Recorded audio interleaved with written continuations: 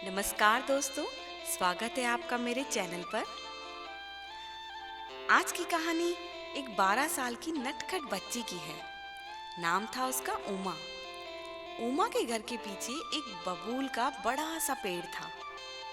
उमा अक्सर खाली समय में अपने कमरे की खिड़की से उसे देखती रहती। एक दिन उसने देखा कि एक चिड़िया बार बार आ रही है, जा रही है। वो अपनी चोंच में छोटे बड़े तिनके लाती और उन्हें पेड़ की डाल पर रखती जाती। उमा ने देखा कि एक बड़ा सुंदर घोंसला बनना शुरू हो गया है। उसने अपनी माँ से पूछा, माँ देखो ये चिड़िया कितना सुंदर घोंसला बना रही है।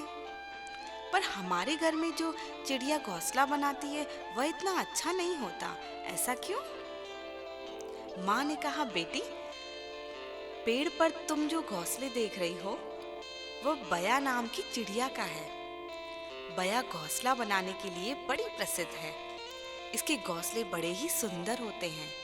इसका कारण ये है कि यह जी जान से अपने काम में जुटी रहती है। यह अपने काम को पूरी मेहनत और लगन से करती है और इसलिए इसका घोंसला इतना सुंदर बनता है।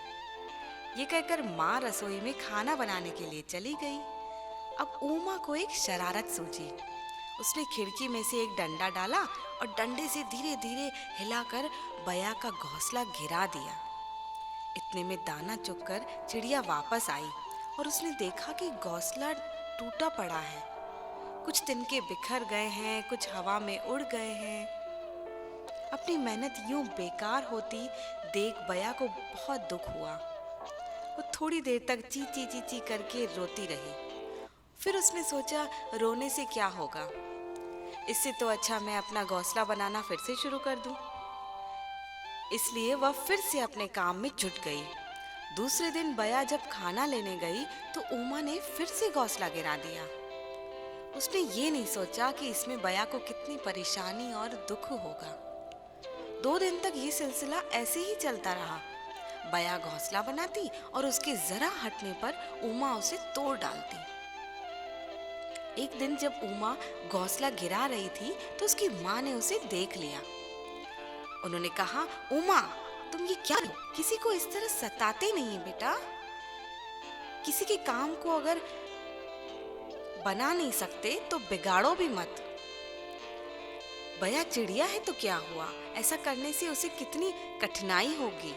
बल्कि तुम्हें तो उसकी सहायता करनी चाहिए, उसे तंग नहीं करना चाहिए बेटा। मनुष्य हो या पशु पक्षी किसी को परेशान नहीं करते। पर ऐसा लग रहा था कि माँ की बात का उमा पर कोई असर नहीं हुआ। जैसे ही वह कमरे के बाहर जाती तो वह डंडा उठाकर घोंसला गिराने लगती। पर बया थी कि बार बार घोंसला बनाए जाती थी। वह ये सोचती कि कभी तो उसकी मेहनत सफल होगी। माँ ने देखा उमा बहुत गलत कर रही है। इतना कहने के बाद भी वो मान नहीं रही। तब उन्होंने एक उपाय सोचा। माँ ने उमा के सामने उसकी गुड़िया तोड़ दी। वो गुड़िया उमा की सबसे पसंदीदा गुड़िया थी। उसकी गुड़िया के 2 टुकड़े को देखकर उमा फूट फूट कर रोने लगी। माँ ने उसे कहा, मैं तुम्हारी गुड़िया जोड़ दूंगी, पर तब जबकि तुम भी बया का घोंसला बनाकर आओगी। अब तक तो उसका पूरा घोंसला बन जाता, तुमने उसकी सारी मेहनत बेकार कर दी। माँ की बात सुनकर उमा ने सोचा कि मैं तो जल्दी से उसका घोंसला तैयार कर लूंगी। अपने घर के बगीचे से तिनके और टूटी घास इकट्ठी करी और जल्दी से पेड़ के पास पहुंची। वह सोच रही थी, मैं बस अभी मिनटों में घोंसला बनाकर तैयार कर देती हूँ।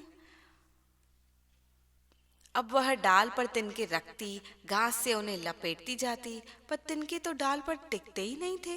वो बार बार कोशिश करती पर सब बेकार हो जाता। अंत में वह खींचकर पेड़ के नीचे बैठकर रोने लगी कि जिसे वह इतना छोटा सा काम समझ रही थी वो तो बड़ा कठिन निकला। थोड़ी देर बाद उसे लगा कि कोई उसके सिर पर हाथ फिरा रहा है। उमा ने पीछे मुड़कर देखा तो माँ खड़ी थी। माँ ने कहा, देखो बेटा, कोई काम बिगाड़ना कितना सरल है, पर बनाना कितना कठिन। करना ही है तो किसी की सहायता करो, ना कि किसी को सताओ।